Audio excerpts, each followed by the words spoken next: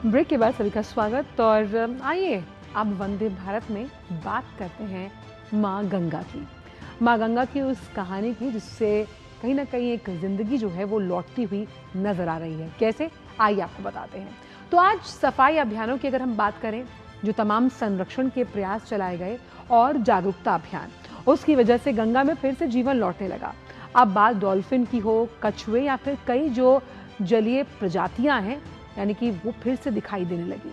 ये बदलाव हमें याद दिलाता है कि गंगा सिर्फ पानी का कोई सोर्स नहीं, बल्कि ये जीवन का भी प्रतीक है।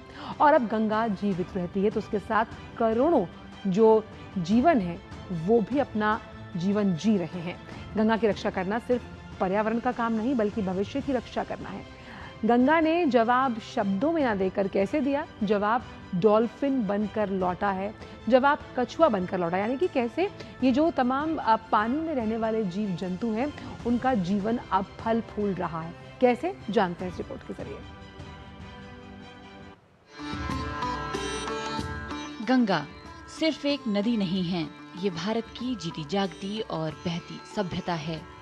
जहाँ से गंगा बहती है वहाँ सिर्फ पानी नहीं पहुँचता, बल्कि जीवन, संस्कृति और आस्था भी साथ चलती है। सदियों से गांव, शहर और करोड़ों लोगों की उम्मीदें इसी नदी से जुड़ी रही हैं। गंगा के किनारे लाखों जीव जंतुओं का घर बसता है।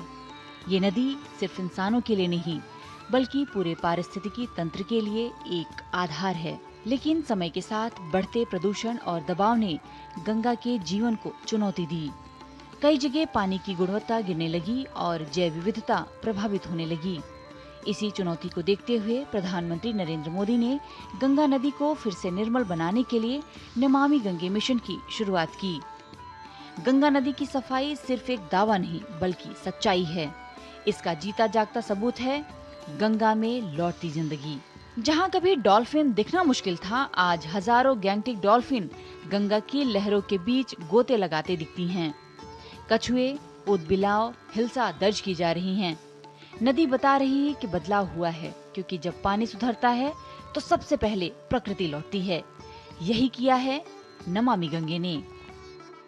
ये मिशन सिर्फ एक सरकारी योजना नहीं, बल्कि एक व्यापक पर्यावरणीय आंदोलन बन गया, जिसमें सरकार के साथ साथ समाज की भागीदारी भी शामिल हुई। नमामि गंगे आज इस बात का प्रतीक है कि अगर इच्छा शक्ति मजबूत हो तो प्रकृति को फिर से जीवन दिया जा सकता है। गंगा की धारा सिर्फ पानी नहीं बहाती, ये एक उम्मीद भी बहाती है, एक स्वच्छ, जीवित और समृद्ध भविष्य की। और यही कहानी है नमामि गंगे की। ऐसा प्रयास जिसने गंगा को सिर्फ साफ करने की नहीं, बल्कि जीवन वापस लाने की दिशा में काम किया है। ये सिर्फ एक योजना नहीं, एक पुनर्जन्म की कहानी है, गंगा की भी और उस भरोसे की भी कि बदलाव संभव है।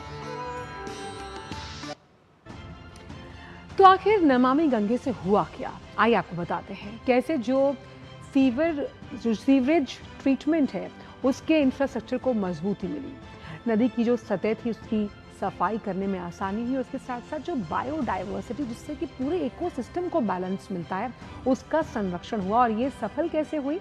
जन भागीदारी की वजह से। और इस पर बात करने के लिए रामेंद्र जुड़ गए हैं हमारे साथ। रामेंद्र, जिस तरह से गंगा में जीवन एक बार फिर से जीवंत होता हुआ नजर आ रहा है, ये बताता है कि नमामि गंगे अपने आप में युगांतकारी बदलाव लेकर आई है माँ गंगा के जीवन में।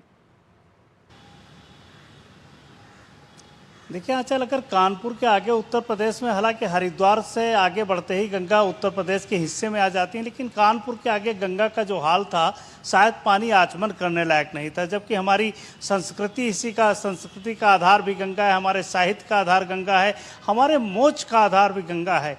तरण तारणी माँ गंगा को किस तरह प्रदूषित किया गया था। और ये कहा जाता है कि जो बैक्टीरियोफेज गंगा में पाया जाता है, इसमें कोई भी कचरा डाला जाए 10-5 किलोमीटर बाद पानी साफ हो जाता है और कचरा नीचे बैठ जाता है और जो जीव जंतु उस कचरे को खत्म कर देते हैं। लेकिन जब इंडस्ट्रियल कचरा आता है, औद्योगिक कचरा आता है, केमिकल का कचरा आता है, तो गंगा के पूरे पानी को समाप्त कर देता है। उसके बाद इसको कचरा समाप्त करने की क्षमता ही उस पानी में समाप्त हो जाती है।